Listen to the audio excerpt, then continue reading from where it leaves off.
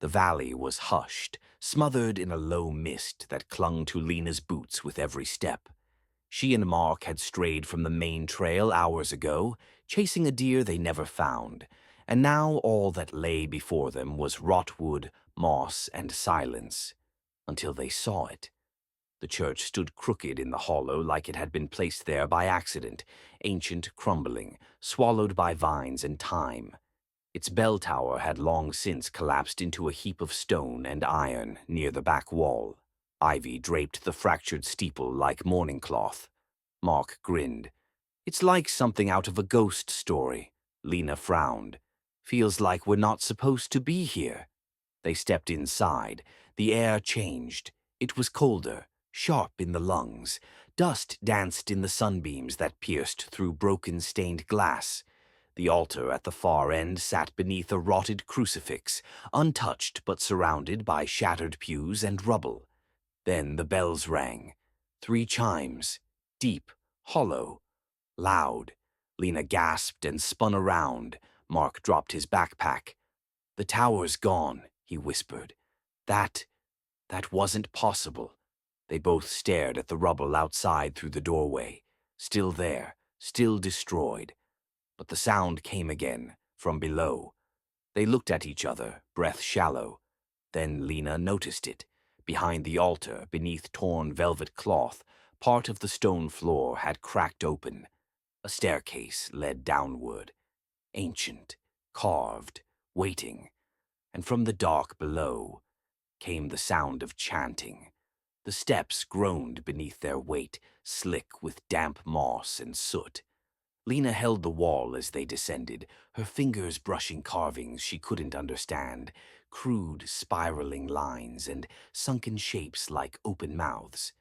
The chanting grew louder with every step, rhythmic and low, not in any language she knew. Mark whispered, "Maybe there's some kind of religious order down here, some monks or—" "No one's been up there in decades," Lena muttered. "This place is dead." They reached the bottom. The room stretched far wider than the chapel above, carved entirely from stone, lit by flickering candles that never should have stayed burning. The air was thick with smoke and old wax. Dozens of robed figures stood in perfect rows, backs to them, swaying gently in sync with the chant. But something was wrong. Their robes weren't clean. They were tattered, moth-bitten, some still wet with something dark. And then Lena saw it. One of the figures turned slightly, just enough for candlelight to catch the front of its hood. A face stared back at her. Her face, same eyes, same mouth, but blank, expressionless, waxen. She stumbled backward. Another figure turned. It wore Mark's face, but his lips were sewn shut. The chant continued, calm, relentless, eternal.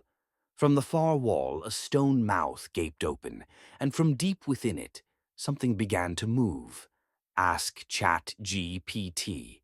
The stone mouth in the far wall pulsed with movement, slow, slithering, like something ancient shifting beneath skin. The chanting surged, deeper now, resonating in Lena's chest like a second heartbeat. The robed congregation turned one by one, revealing face after face. All of them wrong. They weren't wearing masks. They were wearing faces. Lena's face, Mark's face, repeated again and again, some smiling, some crying, some burned, melted, stretched. Dozens of versions, variations, like the church had studied them and sculpted identities from memory. Mark grabbed Lena's arm. "We need to go." But as he turned, he froze. His eyes locked on the altar. A slab of black marble now sat where there was once only dust. On it, warm and glistening, was a half-formed face, his own, still soft, still blinking. It smiled. A voice filled the room, low, everywhere. "You must wear who you were, to become what you are." The congregation fell silent. Then, as one, they raised their hands and pointed at Mark. The new face on the altar opened its mouth and exhaled steam. Mark stepped back, horrified. Lena looked to the exit, but the staircase was gone. In its place, a solid wall. They were beneath the church now, and the sermon had begun. The altar's steam thickened into a mist that clung to their skin. Lena coughed, waving it away, but the robed congregation didn't move. They simply watched, their stolen faces twitching with barely contained emotion, some weeping, others grinning too wide, all grotesque parodies of the living. Mark backed away from the altar. "It's making me," he whispered. "It's making my face." The waxen version of him lay pulsing on the slab, its lips parting slowly, whispering words only Mark could hear. Lena grabbed his arm. "We have to break it." But the marble wouldn't crack, wouldn't budge. The stone beneath them began to hum, vibrating with something ancient. A new message carved itself into the altar before their eyes, the letters burning as they formed. "You cannot leave without leaving something behind." They turned to run. But now there were doors, 3 of them side by side, etched with symbols, a closed eye, a mirror, and a face with no mouth. Mark opened the middle one. Inside was a room lined with mirrors, but their reflections weren't right. Lena's face looked older, aged, pale, broken. Mark's was gone entirely, a smooth void where his identity had been. He stepped forward. So did his reflection, except it smiled. Then it reached through the mirror. A hand, thin and trembling, gripped his wrist. Behind them, the congregation began to chant again, faster, hungrier.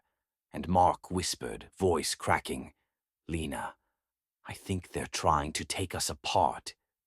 Mark screamed as the hand pulled him toward the mirror, his reflection dragging him into its own world, expression calm, eyes hollow. Lena grabbed his other arm, pulling back with all her strength, but the air was thick like syrup, the gravity wrong. Behind her, the congregation surged forward, no longer swaying, now marching, robes hissing across stone. Their voices melded into one hideous drone, repeating, "You must wear who you were, to become what you are." Lena tore Mark free. They stumbled out of the mirror room, back into the altar chamber. But something had changed. The candles were out. The light now came from within the wax faces, each one glowing faintly, like dying embers. The staircase was back, but the stone mouth had opened wider, the sound of breathing echoing from its depths. Mark clutched his head. "I don't know who I am anymore," he gasped. Lena turned to him and froze. His face was changing, not melting, not bleeding, rearranging, eyes shifting, nose lengthening, jaw tightening, trying to decide who he should be. "I think they took my face," he whispered. "I don't remember what it was." She pulled him toward the stairs. Somehow they climbed. Each step screamed beneath their feet, like the church itself didn't want them to leave. They burst out into the daylight. Alone.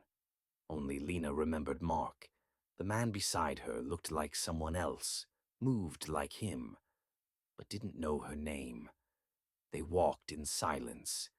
Behind them, in the fog-choked valley, the bells rang again, and beneath the church, 2 new masks were cooling on the altar.